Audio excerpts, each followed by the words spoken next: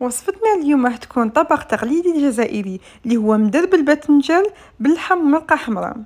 نروحو نديروهم مع بعض في طاجين. نديرو شويه تاع زيت ولا زيت زيتون، نحطو عليه مباشره الطرفه تاع اللحم تاعنا، ونزيدو البصل الثوم طوماطيش، ونبداو نديرو في لي زيبيس. هنا مازال كامل ما درناش على النار.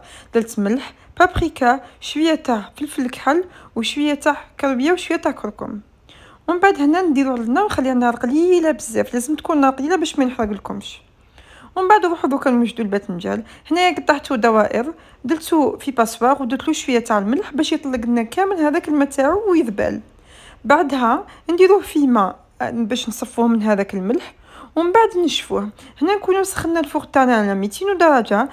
نوجدو سنيوه نديرو فيها بابي كويسون ونديرو الباذنجان تاعنا، بيان سور ندهنوه بشويه تاع زيت وشويه تاع بابريكا وندخلوه يطيب ويجي فريمون اون ديري قليتوه.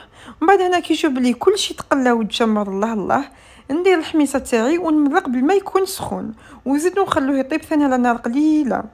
بعدها كي نشوفوا بلي اللحم طاب وهذيك المرقه زادت كامل تجمرت، نديرو هذاك الباذنجان ونخليهم يزيدوا يطيبوا مع بعضهم، وهكذا يكون الطاجين تاعنا واجد. وهذا من الاطباق الجزائريه المعروفه واللي نحبها بزاف. دوكا ما عليكم غير تجربوها في هذا العيد، تقولوا لي رايكم فيها، وقولوا لي كيفاش تعيطوا هذا الطبق اذا موالفين ديروه. شهيه طيبه.